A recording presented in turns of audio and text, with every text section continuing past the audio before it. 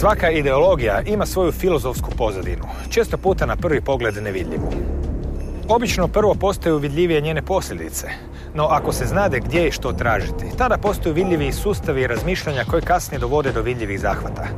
Suvremeno doba neoliberalizma i globalizacije raste ispred naših očiju. Kamo ono vodi? Odgovor na to pitanje možda se može naći u konceptima poput tehnokracija, transhumanizam, postindustrijsko društvo, postdemokratsko društvo.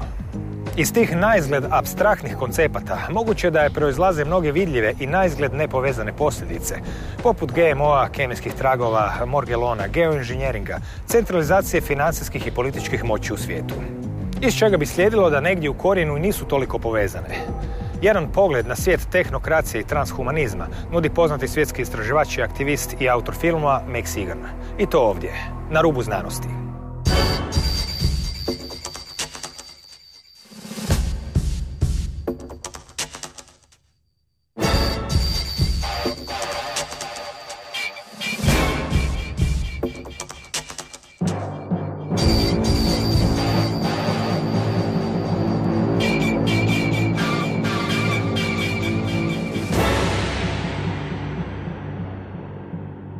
Dobro večer. Max Igan, australski je istraživač, aktivist i autor nezavisnog dokumentarnog filma Buđenje, u kojem pokriva mnoge kontroverzne teme s kojima se suočava čovječanstvo. Mnogo od njih danas se može okupiti pod zajedničkim nazivnikom, koji pak ima razne imena. Jedno od njih, jednako uobičajeno kao i ostala, jest korporatizam. Što je korporatizam, koji mu je cilj, kad je i kako stvoren? Well, corporatism in its current form was actually created around 1302 by a pope called Pope Boniface. Of course, we had a system of control that was in place a good many years before that, but the current corporate system that we now have was created by Pope Boniface in the year 1302 with the creation of the first express trust, which was called the Unum Sanctum Trust. This was a trust by which the Vatican basically claimed control of the earth. After it created the Unum Sanctum Trust, over the period of the next around about 175 years, it also created three more express trusts. The first one was called Pontifex Romanus. It's either Pontifex Romanus or Romanus Pontifex. I always get them mixed up. But that trust basically claimed control of all property on the earth.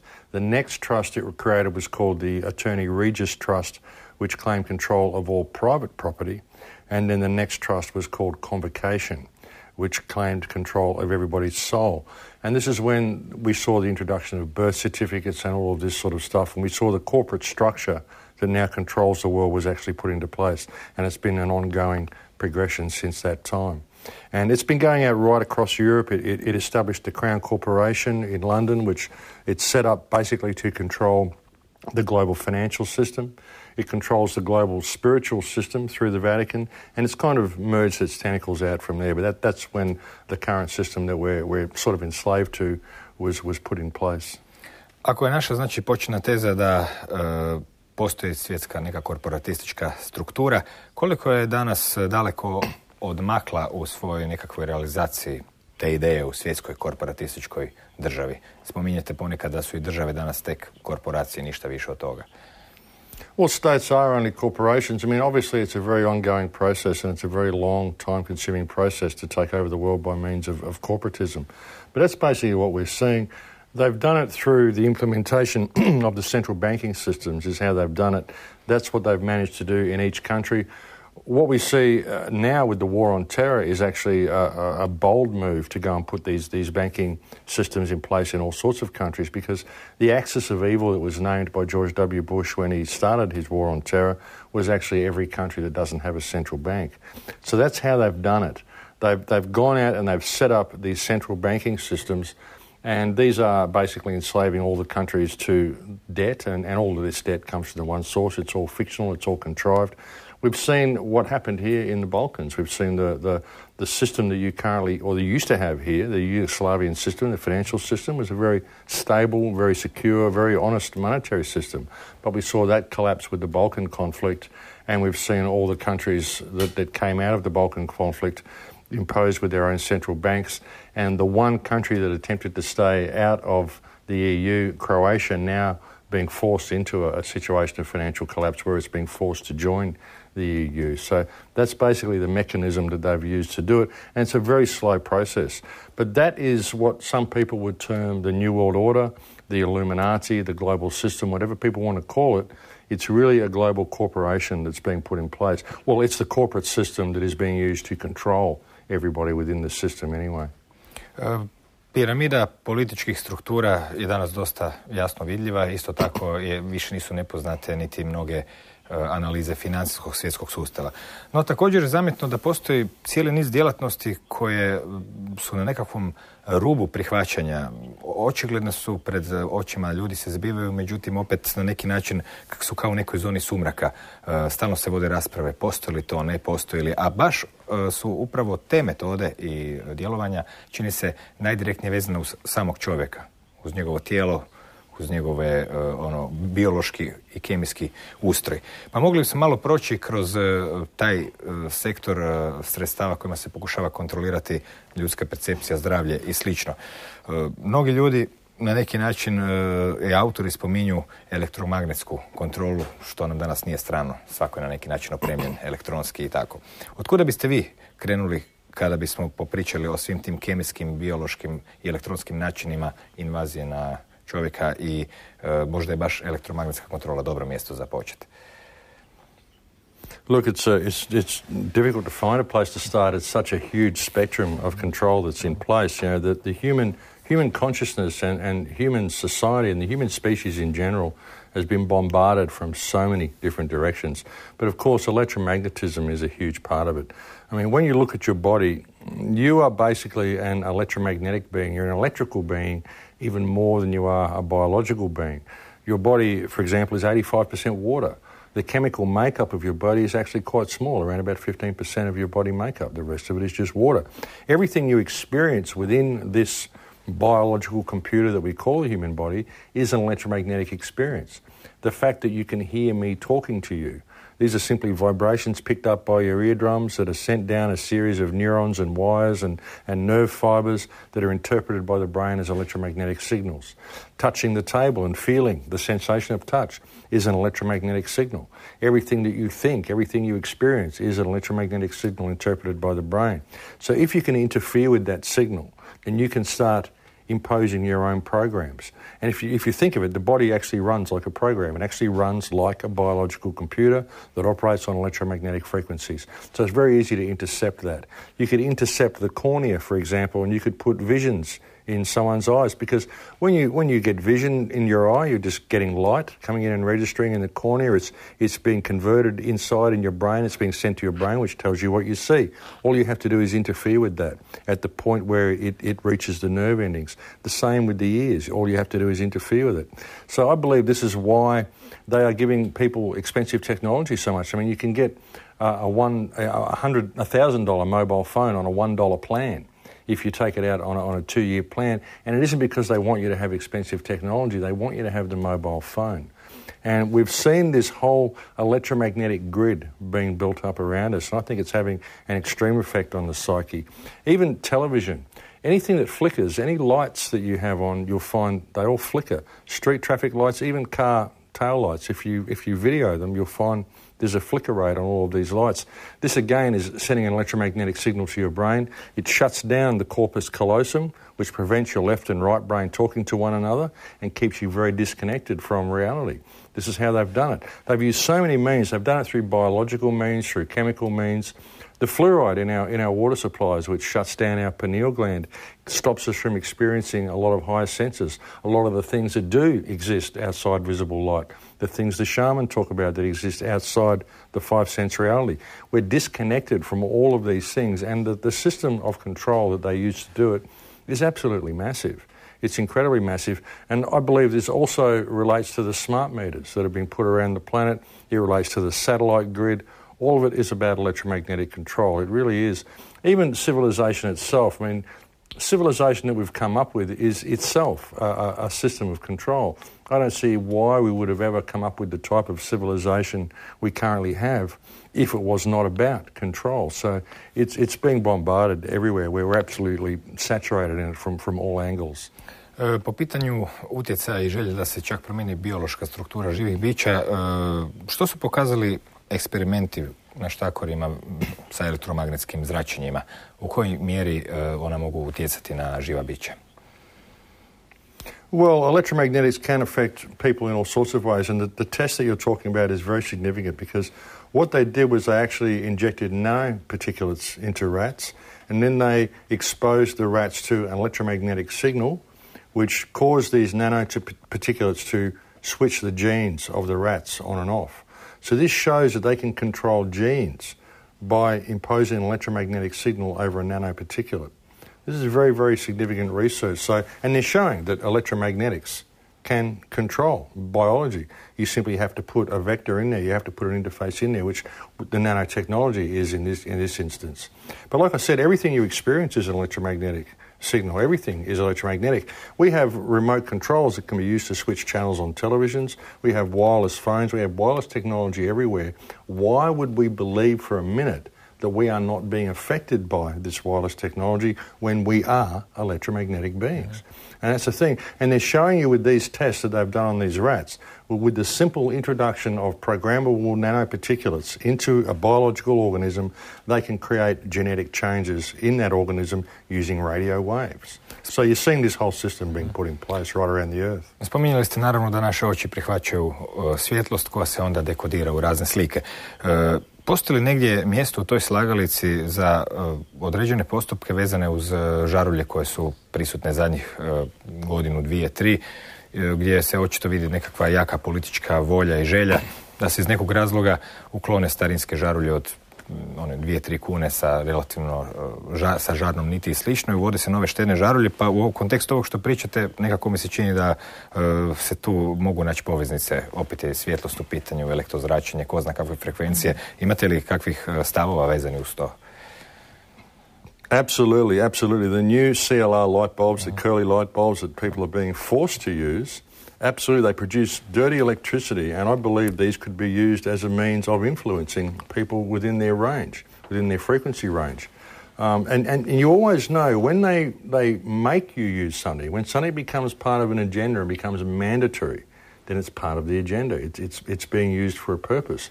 Now, these light bulbs that we're getting now, these new energy-saving light bulbs, are incredibly toxic. They produce dirty electricity, and they're also full of mercury. If you break one in your home, you're supposed to get a hazmat team to come and clean your home out. There was a woman in the United States broke a light bulb. It cost her $2,000 to have her house cleaned for a broken light bulb. I mean, this is the sort of toxicity these things carry. And of course they're part of the agenda, because if they weren't part of the agenda, they wouldn't make them mandatory. And there are far, far better means. You can get halogen light globes. You could actually create light globes that would probably last. I mean, that would be an interesting thing to do with our technology. We don't ever seem to create anything to last. We make everything breakable. And of course, these light bulbs contain an incredible amount of toxins.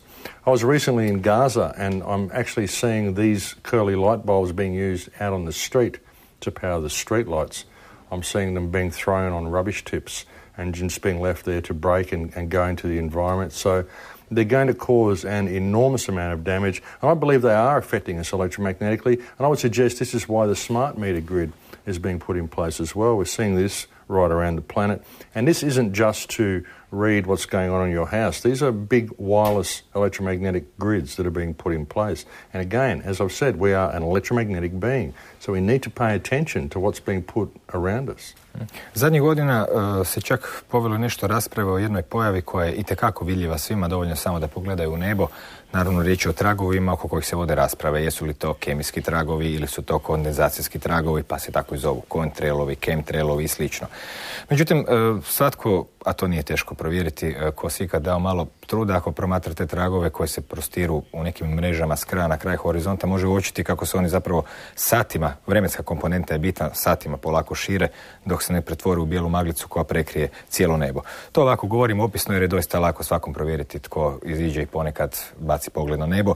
I znači u tom slučaju zdravim razumom možemo odbaciti ideje o kondenzacijskim tragovima koji inače ostaju iza zrakoplova u nekim okolnostima možda malo duže, ali prije ili kasnije kao vodena para nestanu, daleko od toga da se mogu širiti i prekrivati cijelo nebo jednom bijelom maglicom. E sad, ti chemtrailovi su vidljivi na jednoj razini postoje rasprave jesu li oni doista tragovi uobičajeni aviona ili nešto novo na nebu u zadnjih 10 godina, a onda neki ljudi idu korak dalje pa se pitaju čemu oni služe, što je nađeno u njima i zbog čega se uopće radi takva operacija masivnih razmjera. Kako je vaše mišljenje o tome? Well, look, they're definitely spraying chemicals in the skies, and the governments even admit this. I mean, there's been debate about whether these are simply jet exhausts or whether there's actual spraying going on many circles for a very long time. But the government is actually admitting that they're spraying now. You can look up the National Study for Geoengineering that was released by the UK House of Commons. They admit that they're doing it. They call it geoengineering or climate remediation. They claim that it's being done to protect us from global warming. Anthropogenic global warming, which I don't, that's a whole nother show. Anthropogenic global warming, I don't buy into that at all. But what we're seeing with these trials is, like you say, massive amounts of chemical spraying going on in the sky. When I was a child, these jets didn't leave contrails like this. They didn't leave these huge streaks across the sky. So something's changed. What has changed? Well, what we're doing is we're looking at soil samples, we're looking at water samples, and we're also looking at tissue samples and blood samples and urine samples from people. And we're finding elevated amounts of barium, aluminium and strontium in samples that we're getting from everywhere. And something else that we're finding is nanoparticulates in these samples. Now, these nanoparticulates will grow in a petri dish, and they're very, very remarkable devices. They're like a cross between the three type of life forms that we have on the Earth. We have eukarya, which are complex life forms, which are capable of internal cells and complex substructure within the cells.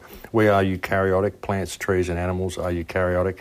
And the other forms of life we have are bacteria, which are very, very easy to damage, very tiny but very easy to hurt, which is why we cook and freeze our food.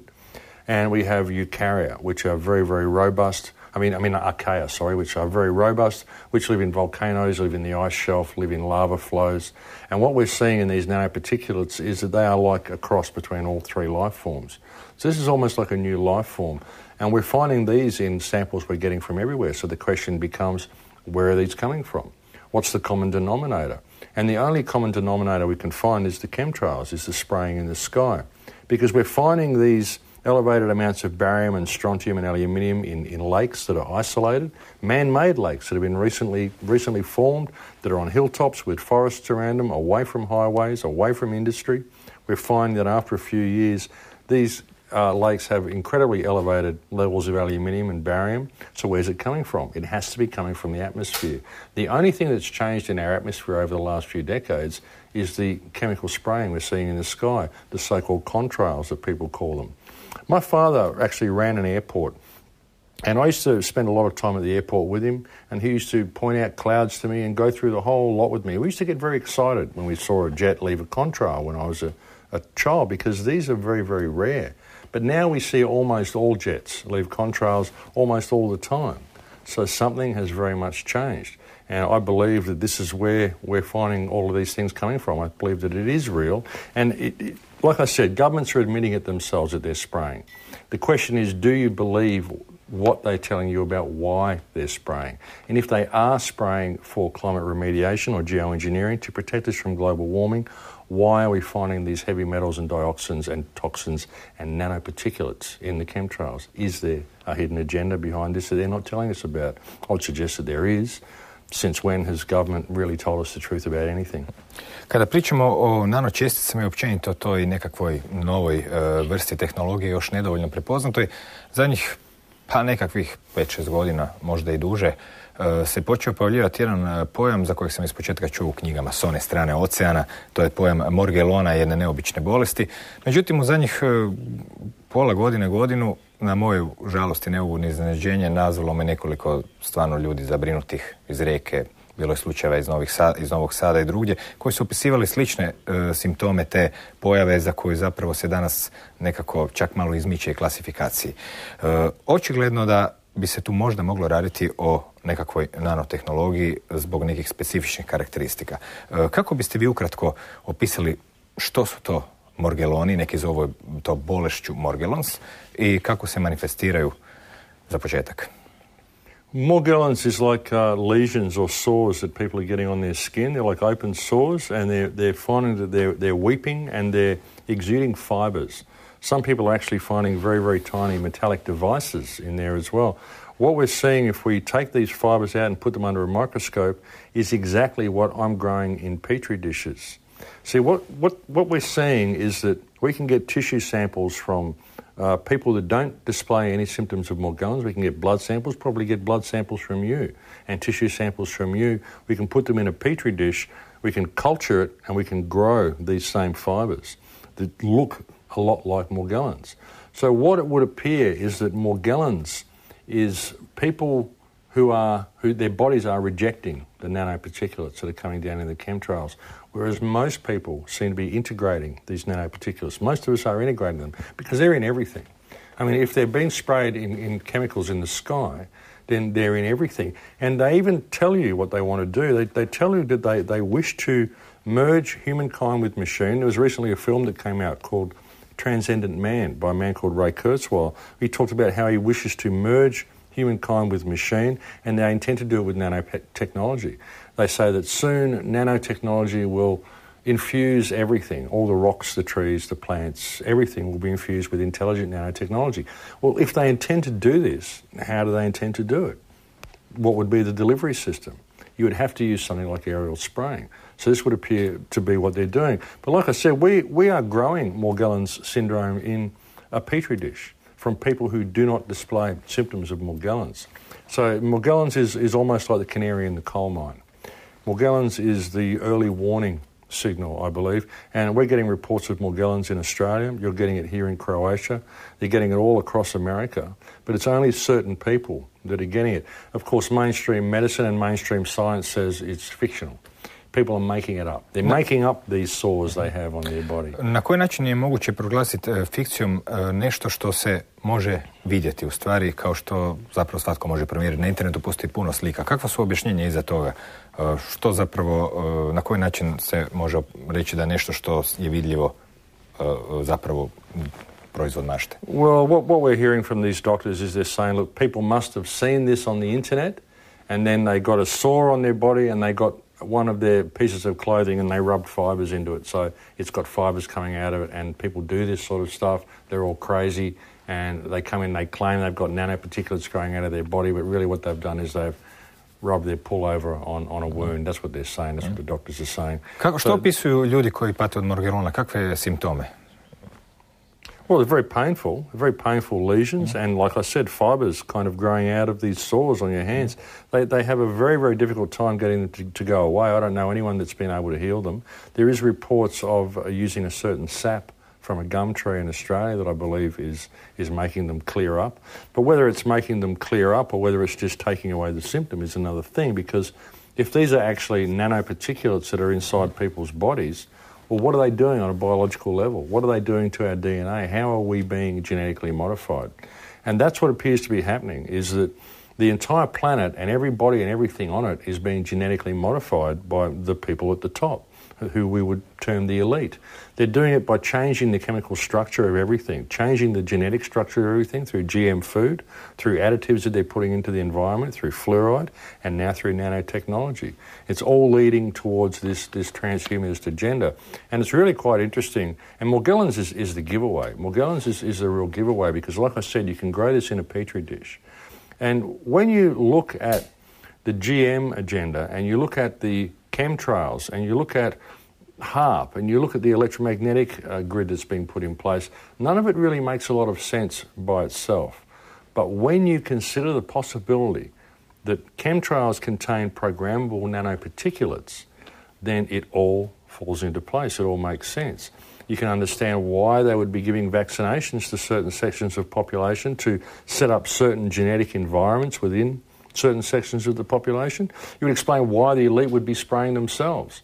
That's a big question people always ask. If chemtrails are real, why would they be spraying themselves? Well, it's because they want nanotechnology. They want transhumanism. But what genetic environments are they setting up within themselves, which is different to what they're setting up within the general population? Because the general population is subject to GM food. We're subject to electromagnetic distortion and frequencies. We're subject to all of these smart light bulbs that they're putting everywhere, all of the grid that they're putting in place. We are exposed to more things and different things to what they are exposed to. So it explains why they would be doing it all this way. And it's a piece of the puzzle that makes all the rest of it suddenly make sense if you consider the possibility that these nanoparticulates are actually there in the spraying. Spomenuli ste HARP, prije 10-15 godina pojavile su se prve knjige o tom postrojenju koje se tad gradilo samo na Aljasci i nešto se nagađalo, nešto je bilo i u javnosti dostupnih patenata koji su pokazali da se doista radi na idejama razvijanja nekakvog klimatskog oružja i slično. U zadnjih par godina mogli smo čuti optužbe od premijera čak određenih zemalja, znači pričamo o visokoj politici, to više nisu nekakve priče koje se pišu po nekakvim čudnovatim knjigama, koje su optuživali neke zemlje, konkretno Ameriku u tom slučaju, da su koristili HARP. To smo čuli od predsjednika Venezuele, pa se govorilo o napadima takvim na Kinu i Haiti. Evo u zadnje vrijeme prije koji mjesec iranski predsjednik je također optužio Amerikance da sa HARP-om su stvorili sušu u velikom dijelu Irana. Na neki način u trenutku kada međusobno šefovi država počinju baratati takvim pojmovima, a čak i prije toga smo imali situaciju gdje su se u nekim europskim državama donijeti zakoni da se ne koristi geomagnetsko oružje, to bi značilo da zapravo postoji čim postoje zakoni da ga se zabrani. Kako je vaše mišljenje o vezi HARP-a i chemtrailova i svega drugog? Može li se to također staviti u jedan kontekst ili je to isključivo oružje koje služi tome da negdje stvori potres, tsunami ili sušu? Look, I think HARP is multi-platform, same as the chemtrails. I mean, the chemtrails can be used to deliver all sorts of chemicals, barium, aluminium, strontium, nanoparticulates. We've found red blood cells in them, desiccated erythrocytes, all sorts of stuff. And it's the same with HARP. When you think of the world being an electromagnetic grid, all life on it functioning electromagnetically, HARP is capable of doing almost anything. And as you say, the fact that there are world leaders who are openly stating, we believe that you created this earthquake with your electromagnetic device, this is huge for people to be saying this. People that are holding such positions of power in the world to be standing up and saying, look, this technology is real. But people in Western societies don't believe it's real because they didn't read it in Science Monthly.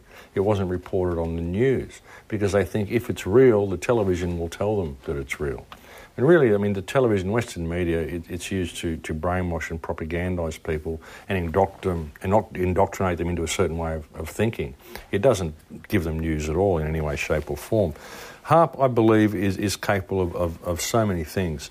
And HARP is another indication that the Earth is being changed. The Earth is being terraformed into something else.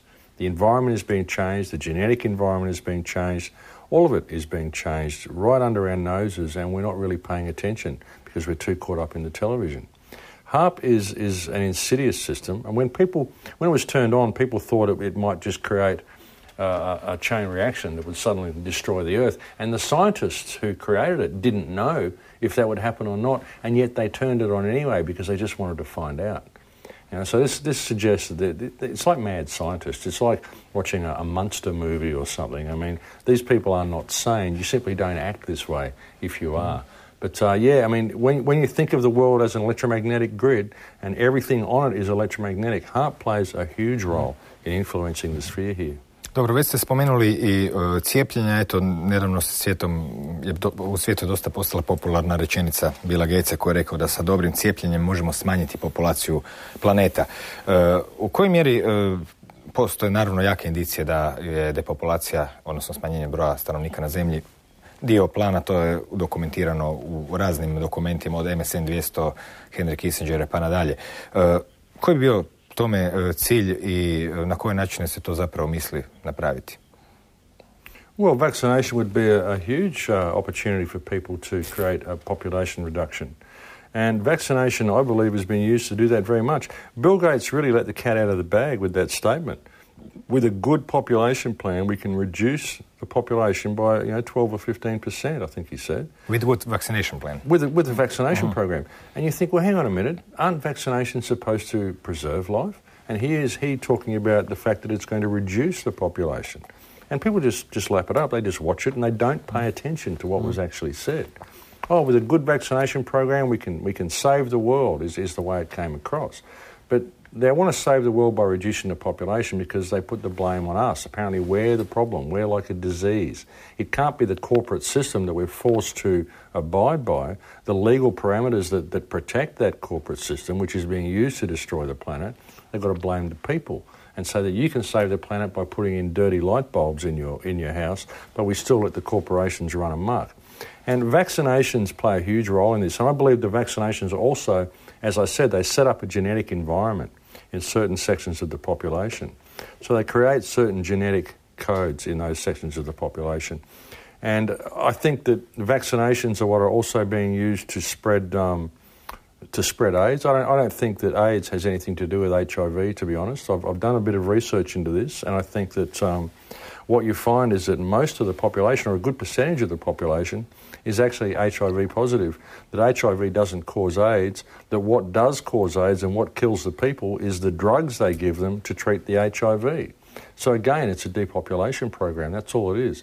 And I don't even think the world's overpopulated, I just think it's badly managed. Mm-hmm. I think that we could support the population we've got quite easily if we adopted practices such as permaculture, if we managed our societies properly and actually had societies that were designed to support humanity and to support the environment rather than supporting the economic model at the expense of humanity and the environment, which is what we do. We always operate within systems of permanent growth to support a model which is essentially fiction. It's just numbers on a screen. It isn't real. The economy isn't real. What's real is the people within the economy. That's what's real. So we need to adjust our perspective on these things and create a society that serves us a little bit better, I think. Ovdje pričamo o nečemu što je jedan autor opisao kao nekakvom željom tehnosfere da nadvlada biosferu i pretvori je u sebe, u stvari, jer biosfera se sastoji od nekakvog beskonačnog broja iznimaka koji su usklađeni, njome vlada nekakav čudni samoorganizirajući princip, dok tehnosfera, znamo, voli kockice, brojke, pogledamo naše zgrade, automobile i sve drugo. U tom kontekstu se danas čak i dosta priča o GMO tehnologiji, međutim u javnoj areni najčešće se trudi opisati je kao bezazlenu ili kao tek nešto što možda ima mali rizik, ali to se ne može mjeriti s koristima koje donosi slično. Kakve su one informacije koje o GMO dolaze, a koje nećemo naći baš u svakim novinama, osim eto nedavno jedna vijest pobudila veliku pažnju u svijetu, jedno francusko istraživanje, ali inače, koje su stvari ciljevi, planovi i opasnosti GMO-a prema vašem viđenju? Well, what we're finding is that the tests they've done with rats and mice, and I've got a lot of links to this on my website, thecrowhouse.com. Some of the tests they've done with mice that have been fed GMO corn, after 3 generations they're unable to breed. Things like this, we're finding massive deformations in the genitalia of creatures that consume GMO food for 3 generations. It always takes 3 generations. And we haven't had 3 generations of GM food on the planet here for people to consume. So we won't really know until a little bit further down the line. But all of these systems are simply little compartments, you know, that have got to be looked at and put all together. You know, it's all compartmentalised, the whole grid. And the whole transhumanist agenda, the GM agenda, the genetic modification of the whole planet that's going on, it's all part and parcel with this. It's all together. And I'd suggest that even just go to my website and look at some of the studies that I've got there in the links and articles on GM food and some of the things that it does. I believe it's been outlawed through most of Europe, which is a good thing. We've had it thrown out of Pakistan recently. They've burnt all of their GMO corn crops because they're realising the damage that this does. But it's just, again, it's a genetic modification of the whole environment.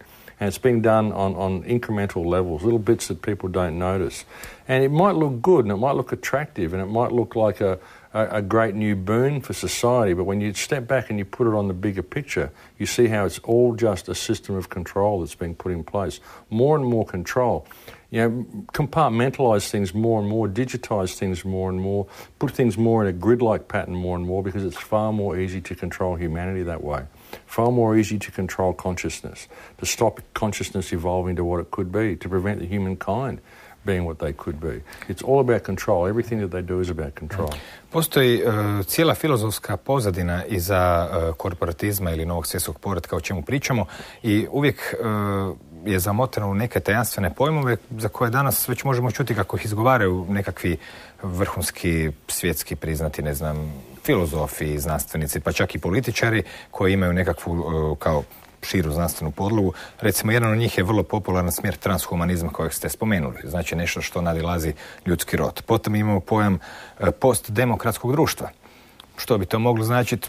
Ne želim niti razmišljati. Postindustrijskog društva, znači kad stavimo to na hrpu da vidimo, nema industrije, nema demokracije, nema više ni ljudskosti, a sve to naravno uvijek povezano jednim pojmom koji se zove tehnokracija. Znači opet imamo jedan pojam u kojem vladaju neki ljudi koji bi navodno trebali biti jako vješti znanstvenici da ne bismo padali u zamke korumpiranih političara. U stvari to je ta nekakva nalik u staroj igri, jednog sakriš, drugog pokažeš, pa tako u nedogled.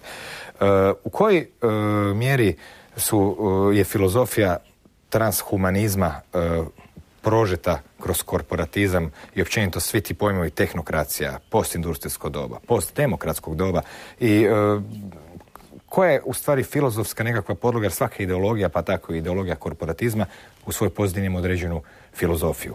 Koja bi to ovdje bila i što zapravo sadrži ta ideja transhumanizma koja nam se predstavlja isključivo kao poboljšanje ljudskog tijela i produžavanje čovjekovog života kroz mehaničke načine?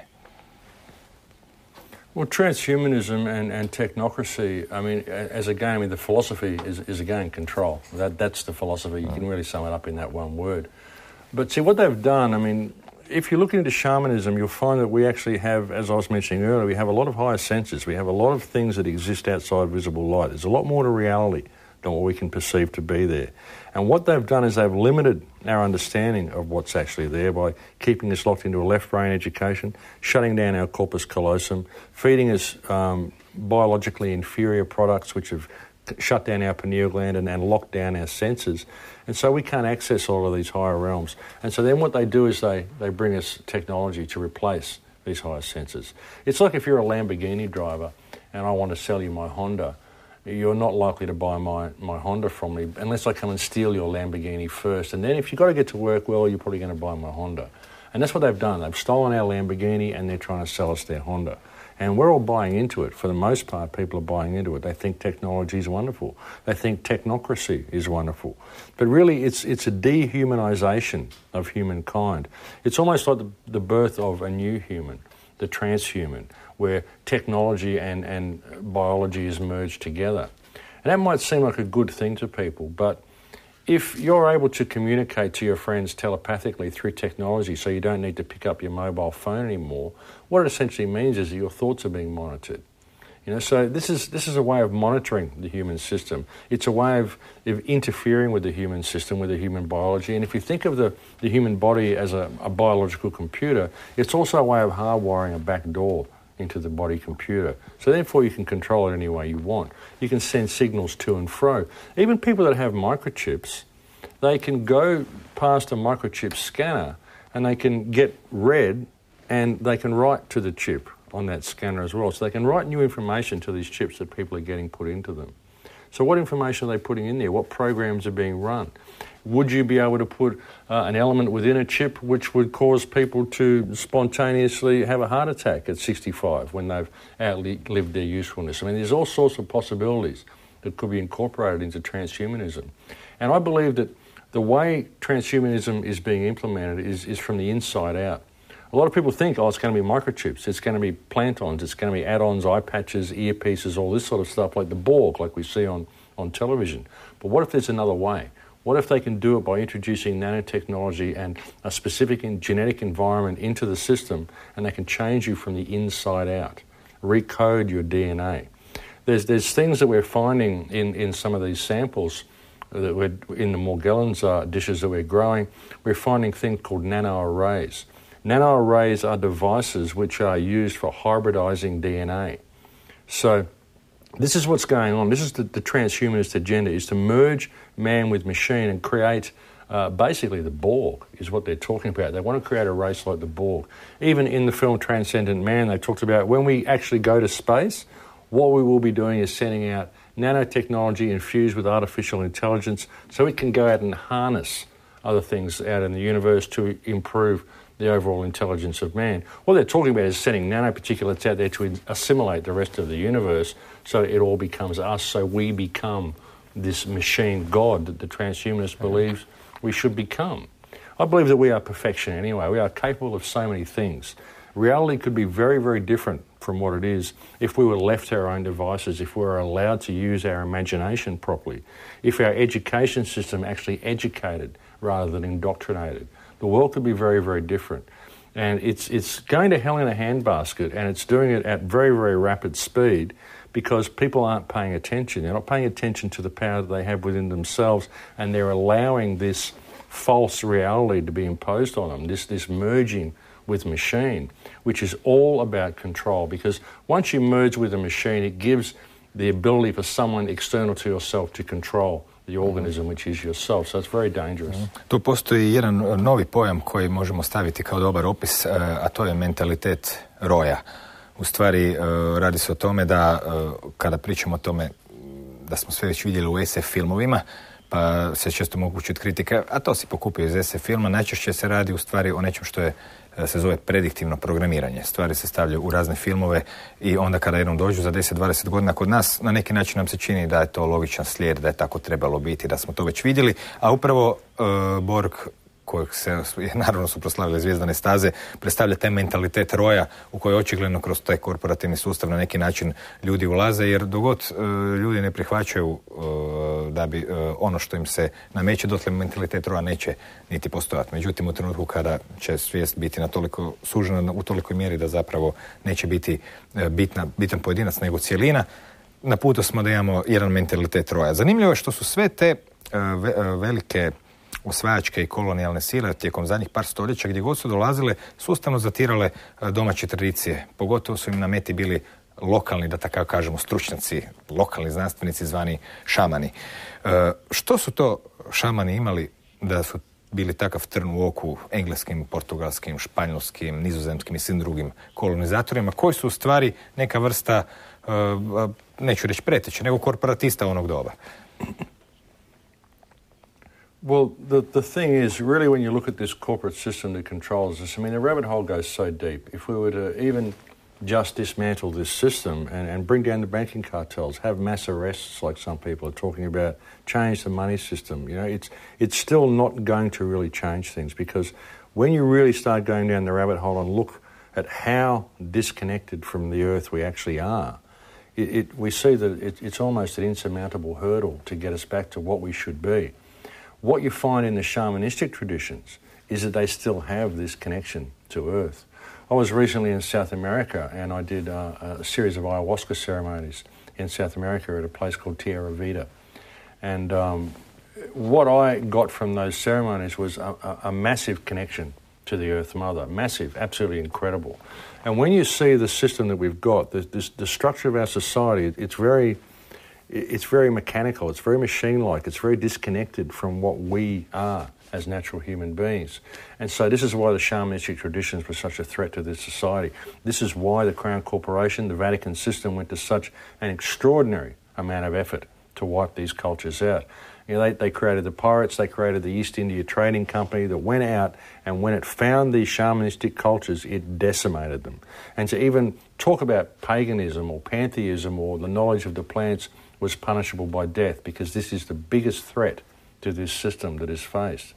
One of the last areas that we still have this knowledge is in the upper reaches of the Amazon, in Peru and the upper reaches of Brazil. And I think it's imperative that we preserve this culture, because the restoration of shamanistic traditions is what could save the earth. It really could. And like I said, the disconnection that we have from the earth is so massive that people would not even believe how reality actually works, were it to jump over and hit them in the face. It's very, very different to what we actually think. Da, ovdje moramo napraviti čak jedan kvantni skok do novog shvaćanja stvarnosti. Naime, dogod odvajamo stvarnost od nas samih, mi smo još uvijek u nekakvom istom očištu. Međutim, jednom ste rekli da smo mi svi samo perspektive. To naravno nije ni potpuno nova misao, da ne postoji istina, nego samo perspektive. Međutim, ta rečenica da smo mi svi samo perspektive, kakve ona ima veze sa iskustvima na Ayahuasci i sa uopće načinom da čovjek poboljša svoje mjesto i zapravo svijet oko sebe na neki način, da ne postane mrav ili pčela u roju, nego ipak ono za što je očito stvoren da bude? Well, look, I think understanding that what you are is your perspective is incredibly important. I think that's one of the things that's been used to divide us so much. And, they're offering us a culture where we can become all one, but it will be the Borg version of the one where we're all controlled. But really we are all one anyway. If you look at basic human biology, if you look at the work of people such as Bruce Lipton, you realise that your consciousness isn't local to your body, it exists in the field outside of your body. You literally download it into yourself, and from that download you have the unique perspective of reality that is you. And that's what makes you different from me, is your perspective of reality. You're the centre of your own universe. Right there, I'm the centre of my own universe here. But our universes are interacting at the moment. The same with the cameraman, the same with the audio crew, the same as everybody who's watching. All of these universes are currently interacting. So there's your multiverse. There's all your parallel universes that exist. Each one of us is the centre of one of these universes. And what makes you unique is your perspective. No one else will ever have the perspective of reality that you have. And that's what makes you perfect. Because you're perfect at being yourself, which is what you came here to do. And what you're here to do is to experience yourself, to find yourself, to experience what you are and what you are capable of, and see what the legacy is that you leave behind. So that's your purpose in life, is to leave behind a legacy. How did you improve the world by your presence in it? Once you can start viewing things this way, and you can see that what makes you unique is your perspective, and what makes you unique is your perspective, and it's the same with everybody, all the barriers break down between you and the other people. You start to realise that we are all connected. This is what I felt in the ceremony in Peru. I felt the connection to everything, to everyone. And I've done this before in meditation experiences. I've had phenomenal meditation experiences where I've connected with the field, and I've felt everybody and everything all at once. So I know that we are connected. We are all one, but we are each completely unique and individual at the same time. And it's easy that we can be both of those things, which may seem very opposed to each other, but it's easy for us to be those two things when you really understand how reality works. Zanimljivo je da u našem tom kemijsko-biološkom sustavu mi cijelo vrijeme lučimo one iste trave, pomoću kojih razne biljke nam daju sposobnost da kao maknemo barijeru, ono što bismo mogli nazvati fizičkim svijetom ili kakvim god drugim pogrešnim izrazom. Ta slavna već molekula koju zovu duhovnom molekulom DMT često puta se opisuje kao neki interfejs za komunikaciju s prirodom, koju životinje naravno imao kao neki svoj instinkt i slično, pa znaju kad dolazi tsunami i tako dalje. U kojoj mjeri su ljudima zapravo, mislim, situacija jest takva da su najopasnije droge zapravo dopuštene, kemijske, alkohol i slično, dok se iz nekog razloga biljke koje mijenjaju tako stanje svijesti, bez obzira što ne štete ljudima, nalaze isto na popisu zabranjenih tvari i slično. Na koji način bi čovjek mogao otvoriti tu svoju komunikaciju s prirodom? Jedan od načina su znači te biljke i DMT, kojeg onako imam u sebi, ali nije aktivan iz nekog razloga. Uvijek se ljudi pitaju što bih ja tu mogao napraviti. Pa što biste mi vi odgovorili?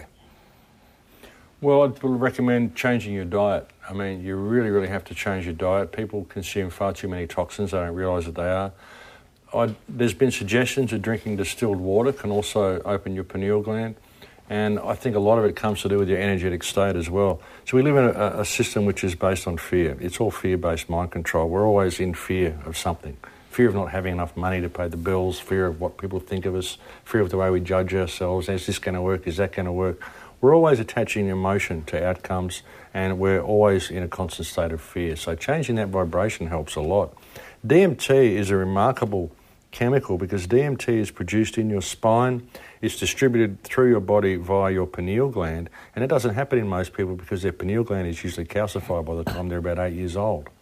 So DMT is, what you'll find is that DMT is the interface that allows nature to communicate with itself. DMT is what causes instincts in animals. DMT active in animals is why animals will leave an area 3 days before a tsunami comes. It's why the shamans and the tribal people that live in the area will also leave the area 3 days before a tsunami comes because they can read the energy field. They can read reality in higher senses and in higher ways that we can't interpret. And they know that things are about to change. They know they have to move. But we don't have that because we are not able to access those realms. Again, a lot of it comes through our education. If people can get out of their left brain way of thinking, start thinking more with their right brain, which is very difficult to them because their left and right brain don't talk to each other because they're constantly subject to flickering lights and subject to electromagnetic pollution. So it's very difficult for people to awaken these higher senses. But Being aware of it is half the problem. Being aware that it's there is half the problem. But we should have more DMT active in our body because that is the interface that reality uses to talk to each other, which is why it's such a threat. This is why these plants have been made illegal and why pollutive chemicals have been made legal. These are things that shut you down more, keep you more controlled, and they also create sickness within you so they can sell you more chemicals. They turn you into a business, just a profitable business, because the entire human experience has been reduced to commerce. And we need to get out of that. We need to find ourselves again. Hvala, vrijeme nam je steklo. Do neke sljedeće prilike ili kada se opet nađete na ovoj dijelu zemlje, na sjevernoj polutki, možda ćemo se opet družiti. Hvala vam na pažnji. Hvala još jednom Maxu Iganu. U svijetu iluzionista i programera percepcije stvarnosti svakako je zdravo ponekad protresti glavu, postaviti koje suvislo ili možda nesuvislo pitanje, ne biti zadovoljan dok se ne pribavi cjeloviti odgovor i slično, kakav god on bio, jer kako kažu stare knjige, istina ćete osloboditi, a neke nove dodaju tome da ćete možda prvo i naljutiti. A u korijenu svega ipak se krije oslobađajuća spoznaja da je svatko nas tek perspektiva. Korisnik jednog iskustva, istovremeno njegov sustvaratelj, dakle ne treba ići daleko, a sada laku noć.